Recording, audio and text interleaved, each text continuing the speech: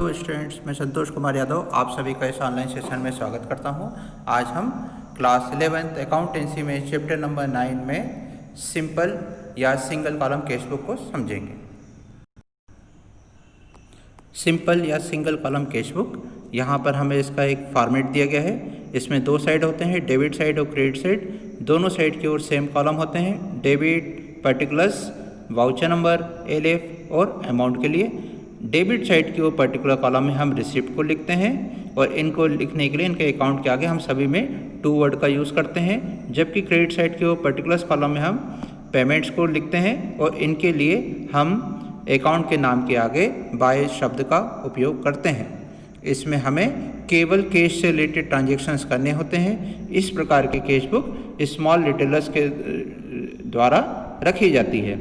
इसमें एंट्री करने के लिए हम केवल कैश से संबंधित लेन देन करते हैं। तो यहाँ पर हम कैश बुक को केवल तभी रख सकते हैं जब हमारे द्वारा केवल कैश ट्रांजेक्शन्स किए जाते हों, या फिर हम एंट्री उस वक्त इस बुक में करेंगे जब हमारा कोई क्रेडिट ट्रांजेक्शन्स के बदले में कैश का लेन देन हो जाता है।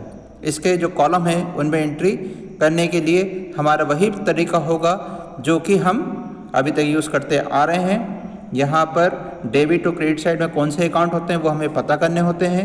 डेबिट साइड में हम तब एंट्री करते हैं जब हमारे को पैसा प्राप्त होता है। सबसे पहला कॉलम डेट होता है। इसमें हम उसी प्रकार से डेट लिखेंगे जिस प्रकार से हमने जनरल एंट्री में डेट लिखना सीखा है।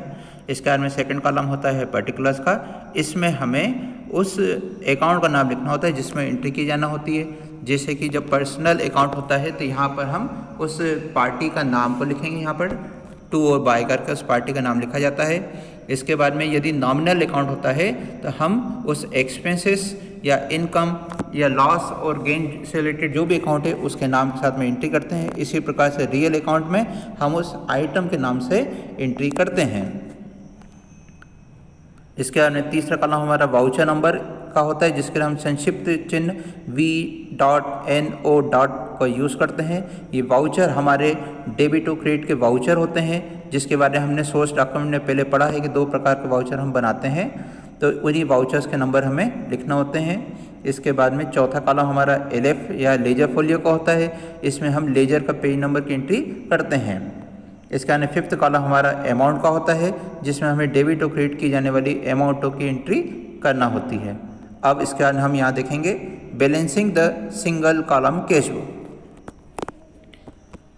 ऑब्जेक्टिव के एंगल से अगर हम यहाँ पर देखेंगे तो बैलेंस किस प्रकार से किया जाता है, तो हमसे यहाँ पर क्वेश्चन पूछे सकते हैं कि रिसिप्ट को किस साइड में लिखा जाता है। तो ऑब्जेक्टिव का क्वेश्चन यहाँ बनेगा, तो हम इसका आंसर देंगे डेबिट साइड में हम रिसिप्ट को लिखते हैं।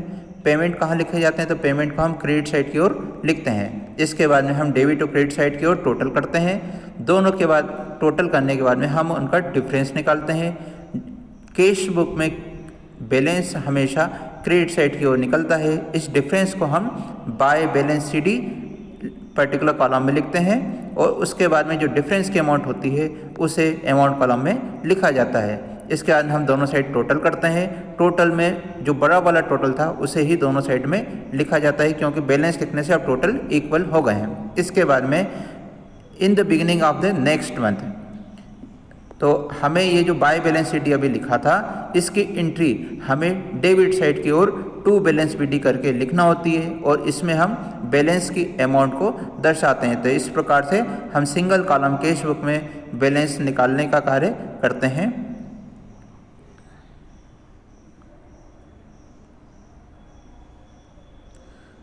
सिंपल कैश बुक को बनाते समय ध्यान रखने योग्य बातें। तो फर्स्ट है cash book serves the purpose of cash account. तो हमारी कैश बुक हमारे कैश अकाउंट की ज़रूरत को पूरा करती है। कैश अकाउंट एक रियल अकाउंट होता है, इसलिए इसमें हम रियल अकाउंट के रूल्स को यूज़ करते हैं। रियल अकाउंट का रूल होता है debit the cash which comes in. जब कैश आता है तो उसे हमें डेबिट करना चाहिए। Credit the cash which goes out, और जब हम कैश का पेमेंट करते हैं तो हमें क्रेडिट करना चाहिए। तो इसमें या फिर हम रूल कह सकते हैं debit all receipt and credit all payment word भी यूज़ कर सकते हैं। सेकंड है just like in account the cash book and also be S debit on its left corner and credit on its right करना। जिस प्रकार से हम लेजर में एंट्रियाँ करते हैं वैसे ही कैश बुक में हम इसके दोनों कॉर्नर की ओर, लेफ्ट हैंड की ओर डेबिट और राइट हैंड की ओर ऊपर की ओर क्रेडिट वर्ड का यूज़ करते हैं। इस प्रकार से कह सकते हैं कि कैश बुक और लेजर के फॉर्मेट में सिमिलरिटी होती है। थर्ड है debit entries are started with to and credit entries are started with by. Debit side में हम टू वर्ड के साथ में एंट्रियाँ करते हैं, जबकि क्रेडिट साइड में हम सभी अकाउंट के नाम के आगे बाय वर्ड का यूज़ करते हैं। फोर्थ है total of debit side of a simple cash book is always greater than the total of credit side. यहाँ हमें ध्यान रखना होगा कि जब हम सिंपल कैश बुक बनाते हैं तो उसके डेबिट साइड का टोटल हमेशा क्रेडिट साइड के टोटल से बड़ा होता है। इस कारण से सिंपल कैश बुक का बैलेंस हमेशा डेबिट बैलेंस कहलाता है। फिफ्थ है if the opening balance of cash book is given it is written on debit side as to balance BD। यदि प्रश्न में हमें स्टार्टिंग में कैश बुक का ओपनिंग बैलेंस दिया गया होता है तो उसकी एंट्री हम डेबिट साइड की ओर टू बैलेंस BD के नाम से करते हैं।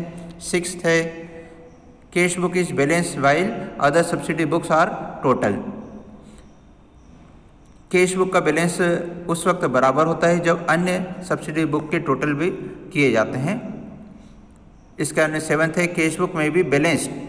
कैश बुक का हम बैलेंस से रोज मिला सकते हैं, वीकली बना सकते हैं या फिर मंथली इसकी चेकिंग को हम कर सकते हैं। बिजनेस की आवश्यकता के हिसाब से ये प्रोसेस की जाती है।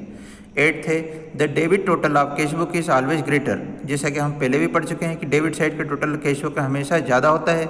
Thus while balancing it we record by balance CD on its credit side. इसलिए हम इसके क्रेडिट साइड की ओर बाय बैलेंस CD लिखते हैं। It makes the total of both sides equal. Balance लिखने से दोनों साइड के टोटल बराबर हो जाते हैं। On the first day of next month, अगले महीने की पहली तारीख को हम कैश बुक में टू बैलेंस BD इसके डेबिट साइड में लिखकर स्टार्टिंग करते हैं। नाइन्थ है after preparing cash book cash account is not open in the ledger as cash book serves the purpose of cash account also. Cash book बनाने के बाद हम लेजर में कैश अकाउंट को नहीं बनाते हैं क्योंकि हमारी कैश बुक ही कैश अकाउंट की आवश्यकताओं को पूरा कर देती है।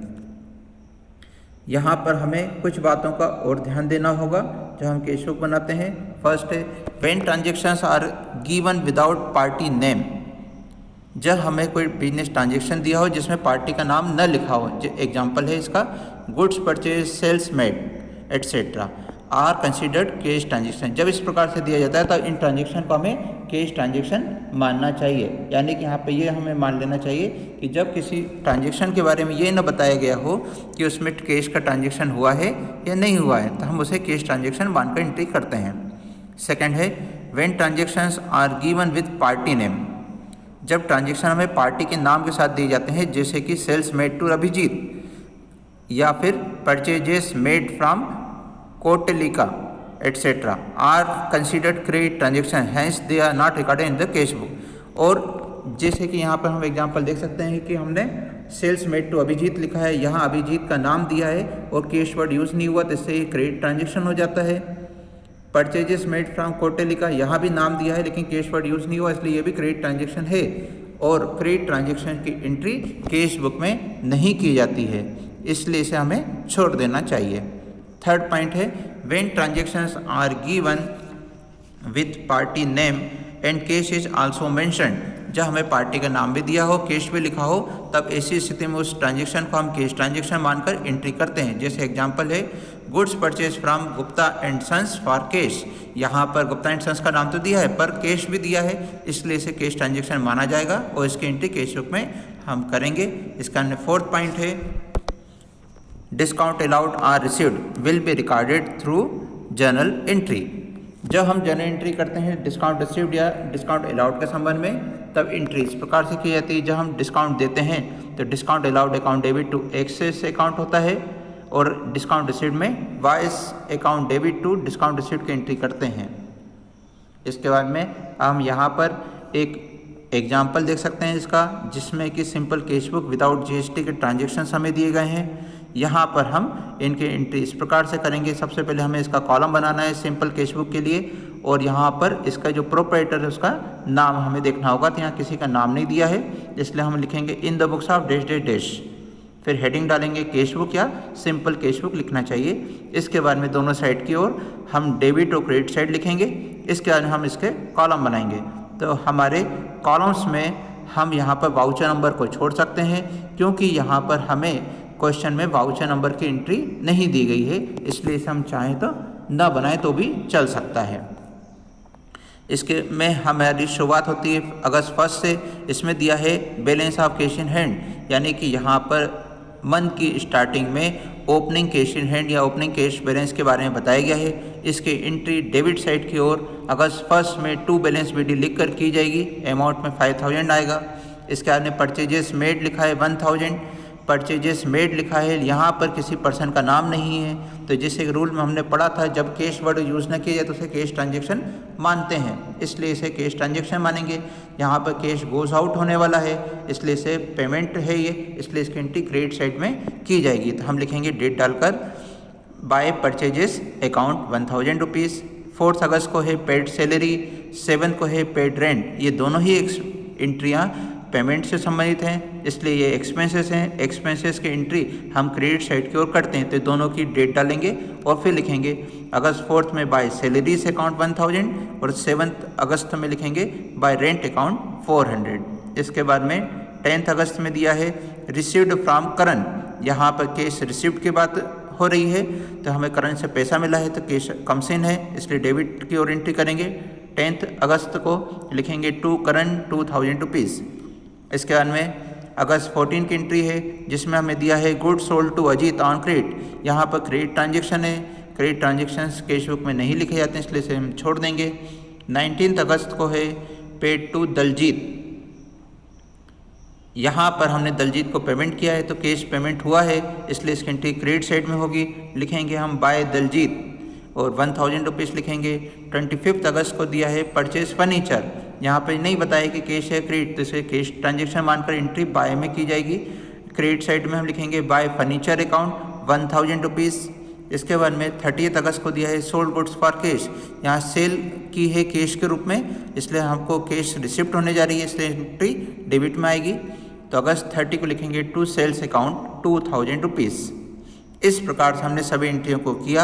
इसके बाद हम दोनों साइड टोटल करके देखेंगे, तो डेबिट साइड में 3 एंट्रियाँ थी, इनका टोटल 9000 हो रहा है, जबकि क्रेडिट साइड में हमारे पास में 5 एंट्रीज हैं, जिनका हम टोटल करके देखें तो यह टोटल हमारा 4400 हुआ। डेबिट साइड का टोटल ज़्यादा है, क्रेडिट साइड का टोटल कम है, तो क्रेडिट साइड में हम लेस करके लिखेंगे और मंथ के एंड में ये कैलकुलेशन की जाएगी। तो अगस्त 31 को लिखेंगे by balance C D, difference निकालेंगे 4600 आया, ये बैलेंस की अमाउंट हो जाएगी। अब इस 4600 को लिखने से क्रेडिट साइड का टोटल भी 9000 हो गया है, तो अब दोनों साइड 9000 टोटल में लिखा, टोटल एक ही लाइन में आना चाहिए। इसके बाद में इस बैलेंस को अब हम नेक्स्ट मंथ में ट्रांसफ़र करेंगे। तो अगस्त का नेक्स्ट मंथ आता है सितंबर 1, तो डेबिट में लिखेंगे सितंबर 1 टू बैलेंस बी डी, यानी बैलेंस को ब्रॉट डाउन किया है। 4600 बैलेंस था, इतना लिखने के बाद लाइन खींच दी जाती है। इस प्रकार से सिंपल कैश बुक के क्वेश्चंस को सॉल्व किया जाता है। जितने भी कैश रिसिप्ट होते हैं सभी को डेबिट की ओर लिखते हैं, जो भी कैश पेमेंट होते हैं उन्हें हम क्रेडिट साइड की ओर लिखते हैं। इनमें डेबिट की ओर टू लिखा जाता है और क्रेडिट की ओर बाय लिखा जाता है। इस प्रकार से हमें क्रेडिट ट्रांजेक्शन्स की एंट्री करना होती है और इसमें हम केवल कैश ट्रांजेक्शन लिखते हैं, क्रेडिट ट्रांजेक्शन की एंट्री इसमें नहीं की जाती है। तो क्रेडिट ट्रांजेक्शन अगर क्वेश्चन में दिए हो तो उन्हें हमें छोड़ देना चाहिए। इसके बाद में हम देख सकते हैं ledger posting from simple cash book के बारे में बताया गया है। तो इसके लिए हमें किस प्रकार से एंट्री करना होगी, यहाँ पर हम एग्जाम्पल में देख सकते हैं। यहाँ पर हमें प्रॉब्लम नंबर 1 में जो एंट्रियाँ दी गई थी उनके आधार पर किस प्रकार लेजर पोस्टिंग की जाती है ये दिखाया गया है। तो ये अभी हमारे सिलेबस में स्टार्टिंग पार्ट है, इसलिए अभी हम इस पर डिस्कस नहीं करेंगे। इसके बारे में हम बाद में डिस्कस करेंगे लेजर पोस्टिंग किस प्रकार से की जाती है। अभी फ़िलहाल हम केवल सिंपल कैश बुक में एंट्री किस प्रकार से की जाती है इसी पर फोकस रखेंगे।